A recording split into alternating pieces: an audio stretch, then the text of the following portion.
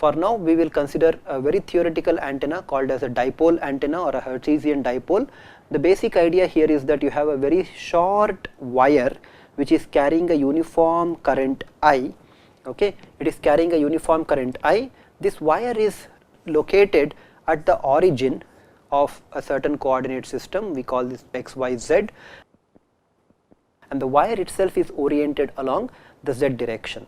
The current at all points on this short antenna are uniform. Okay, so the current is all uniform, therefore the j vector would also be along the z direction. The current density is along z direction. We will assume that the length of the antenna itself is some delta z. Okay, it is a very short wire and this delta z is much less than r. Okay, so we assume that this delta z is essentially the length of the antenna. Then the volume, there is nothing about volume, right? So delta v prime into j of r prime can be nicely written as I delta z z prime, because that is the current that is being carried. So the volume density of the current or the total current, volume current, basically becomes I into delta z.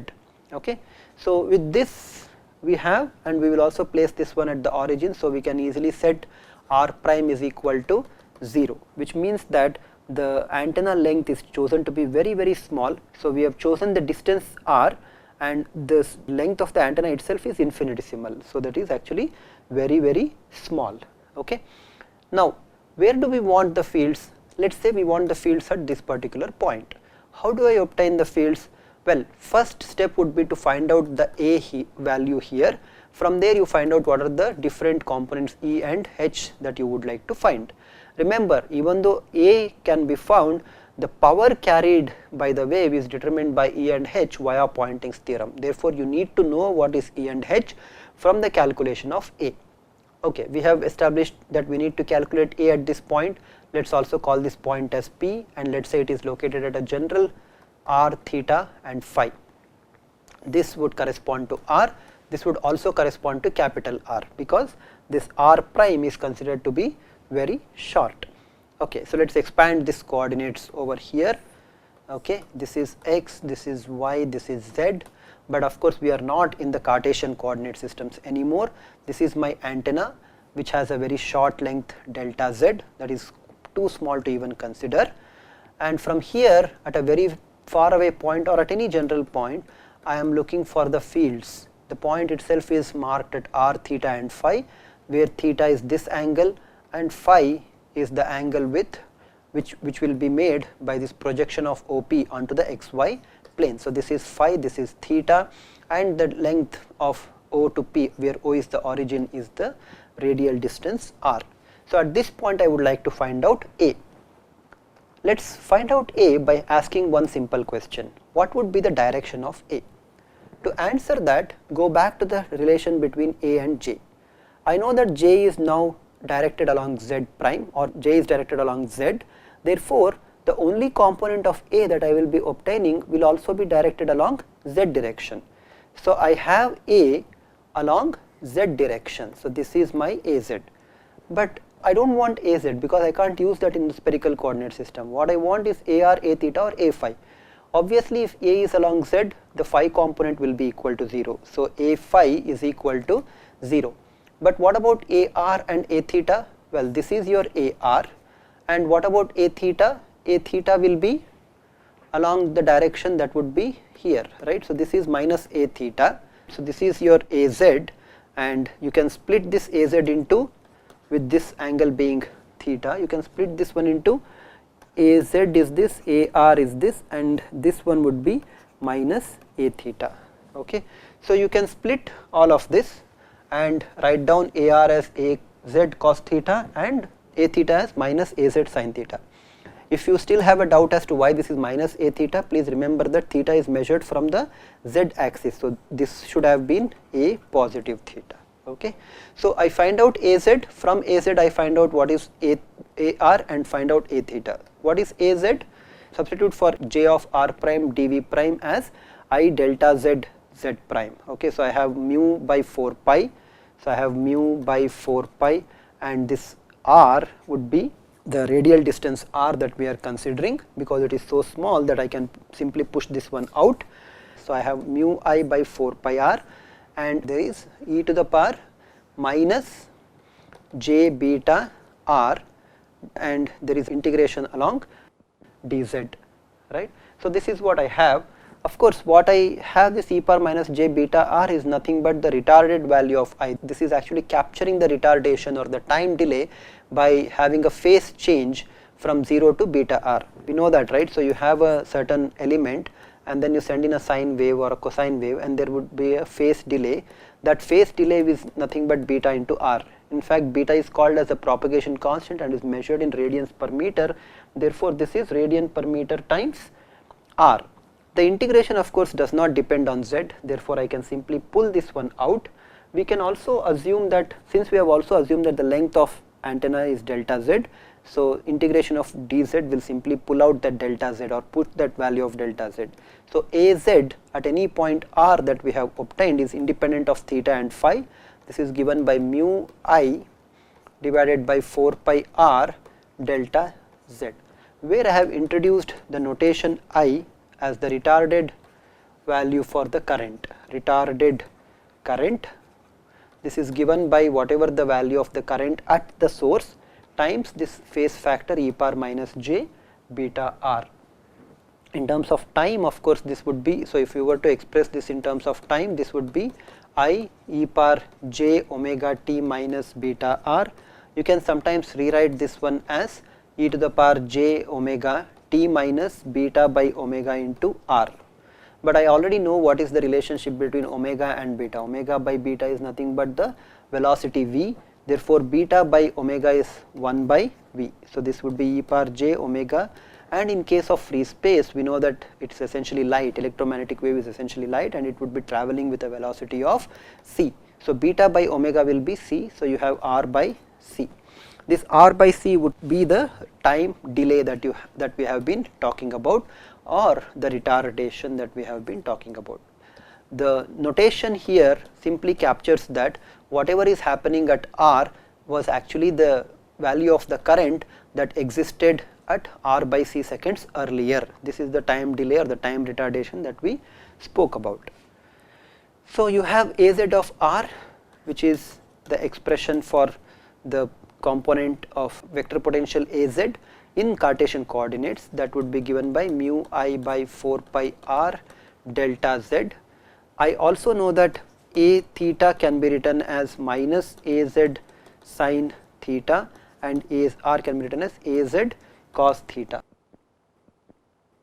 So what would be ar? Ar will be mu I, so the current is I, and then divided by 4 pi r. I am going to drop that notation on the harmonic part or the time retardation part and consider just the value of I, because every component would be retarded. So it would be not okay, or it would be confusing for me to keep taking that retardation for every component. We just understand that whatever computations that we are doing are for retarded values of fields. Okay.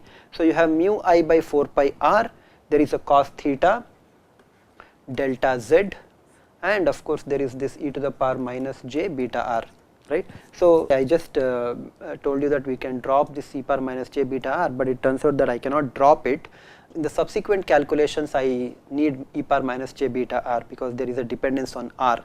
What I meant was we can drop this e power j omega t, right. So we can drop this e power j omega t from all of our equations, because every equation would be harmonically waving at a frequency omega. What would be a theta? A theta is minus mu I by 4 pi r sine theta delta z e to the power minus j beta r. Okay. So I know components a theta and a r. Of course I also know that a phi is equal to 0. Now what? This is the second step. Find h and e. How do I find h? H is nothing but curl of a 1 by mu 0, right, 1 by mu 0 times curl of a. So if I want to find this one, I need to know what is curl of a. So the expression for curl in spherical coordinates is 1 by r square sin theta, determinant of r hat, r theta hat, and then r sin theta phi hat. You have the corresponding differentials del by del r, del by del theta, and del by del phi, and components a r, a theta, and a phi, the determinant of this. Okay. If I have got some components wrong, you can appropriately substitute that one. Here we know that a phi is 0, so I can put this equal to 0. There is no dependence on phi, therefore this is also equal to 0. Is there a dependence on r? Certainly. Is there a dependence on theta? Certainly. So we just keep these components non-zero. So if I go back to this and say h must be equal to 1 by mu 0 r square sin theta outside of this, then there is r hat, r theta hat, and r sin theta phi hat, del by del r, del by del theta, del by del phi is 0, so I am going to consider this as 0 itself.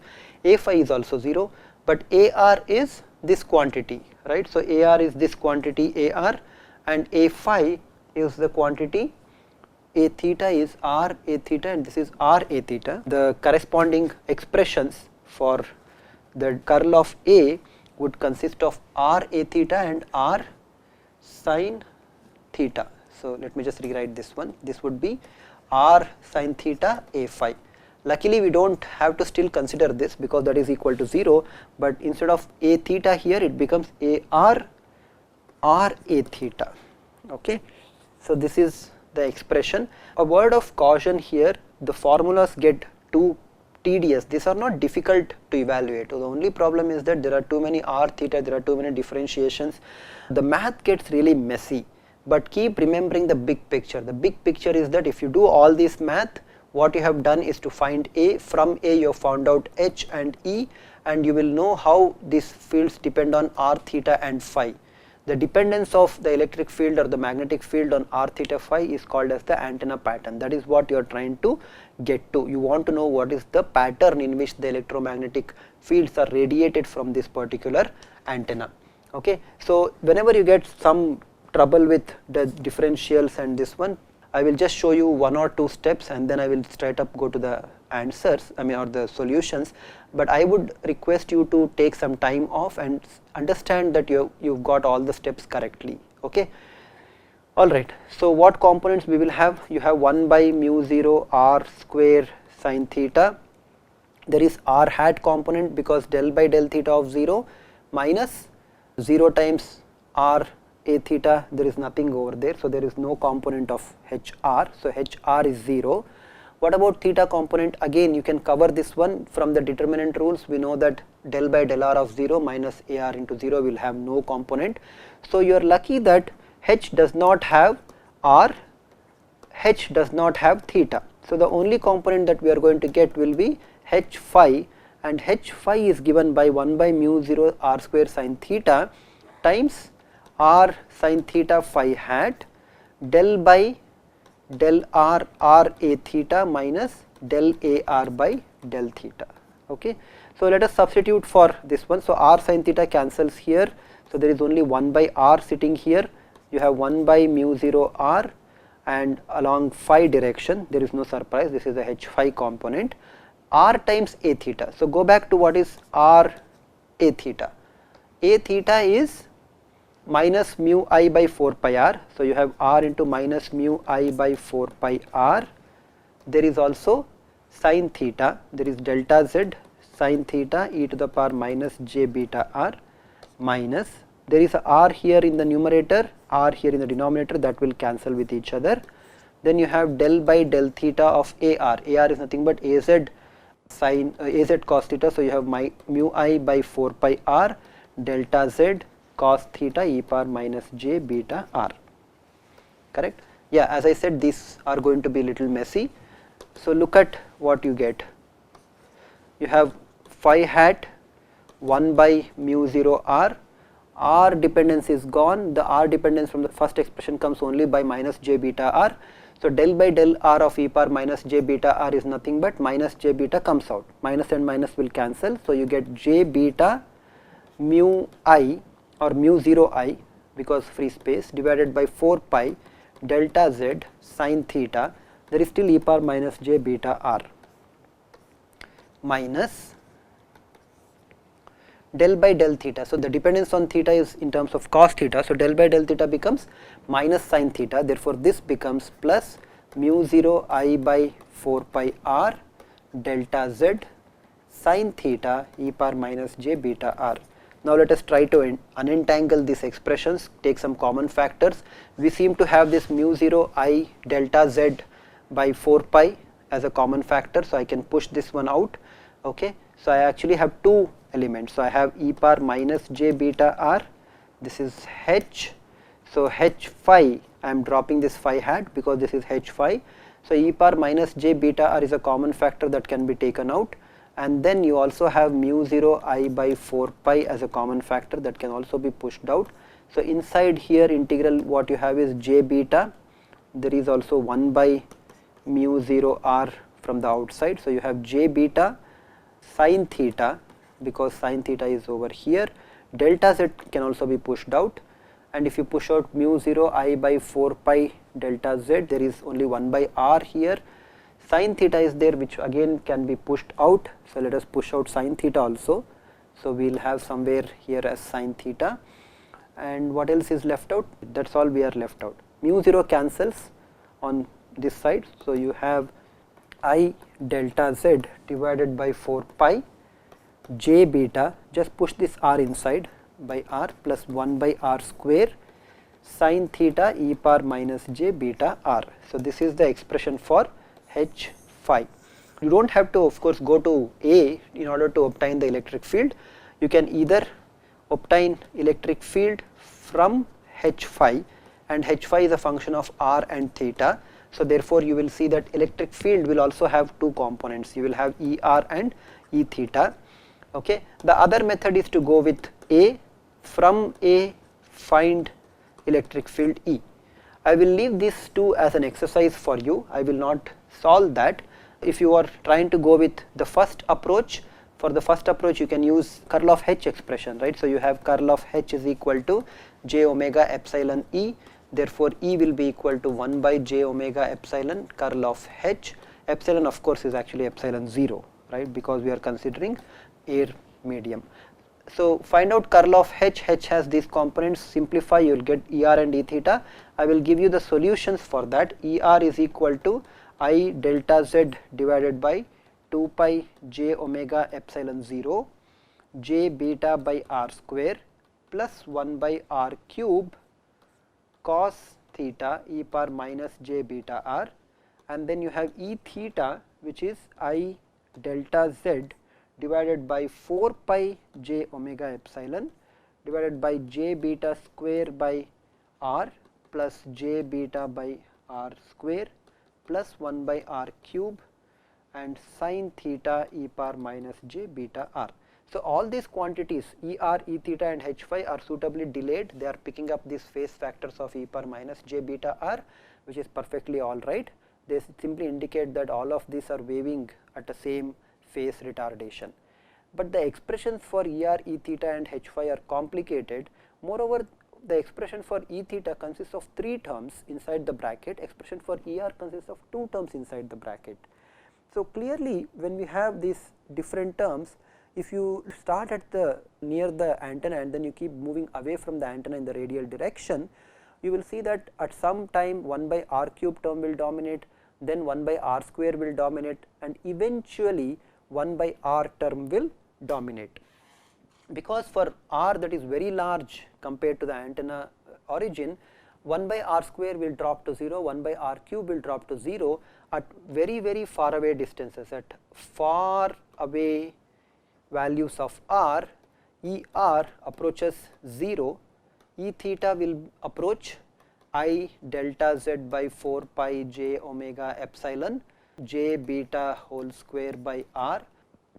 There is some sin theta e power minus j beta r, and h phi will be approximately equal to, again 1 by r square term will drop out. So, I have I delta z by 4 pi, I delta z by 4 pi and j beta by r, there is j beta by r, there is also sin theta e power minus j beta r. J beta square will be minus beta square by r, there is a 1 by j. But now I know that in the spherical coordinate system, E cross H complex conjugate half of real would be the average power that is carried by the electromagnetic wave, right.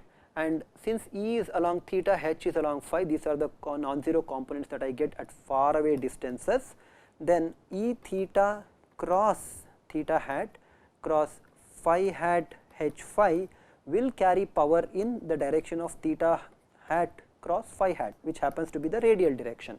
So, this is somewhat comforting. You take an antenna, you excite this antenna with energy, and the energy is now propagating radially outward. Okay. So, if you have a meter to detect power, you place it at a far away distance, then there would be power that is being radiated. The interesting part is that because E theta goes as 1 by r, H phi goes as 1 by r, the power density, this is the power density, right, from the Poynting theorem, this would be going as 1 by r square. Therefore, when you multiply this one by the area 4 pi r square, of a spherical surface that you can imagine. So, this is my short dipole, you imagine a spherical surface of radius r, okay. Then the power density here is 1 by r square, the area itself scales up as times r square, therefore, the power itself will be constant. So, there is actually a constant average power being radiated around the antenna, okay. And this antenna also happens to be an isotropic antenna in the sense that power density is constant at all points on the surface. If an antenna were to be directive, then the power density itself would be different. Maybe the antenna is just having power density over here, in all other regions the power density would be 0. So, this kind of power density vector would tell you that the antenna is directional, otherwise the antenna is isotropic, okay. So, this region where we are very far away from the antenna and the power density is essentially 1 by r square, and electric field components consist of only theta and phi, and these components when you consider in time domain they would turn out to be real, because there is minus r square by r, and this j must also have gone somewhere. I might have probably made a mistake here, okay. So, that should have gone away when you consider at a very far away distance. In any, sorry, it would not go away, there is a minus j out there, so it would anyway go away. So, the point here is that E theta would be going as 1 by r, H phi is going as 1 by r, the power density goes as 1 by r square, and the power itself goes as a constant. This region which is very far away from the antenna is called as the far field region, okay.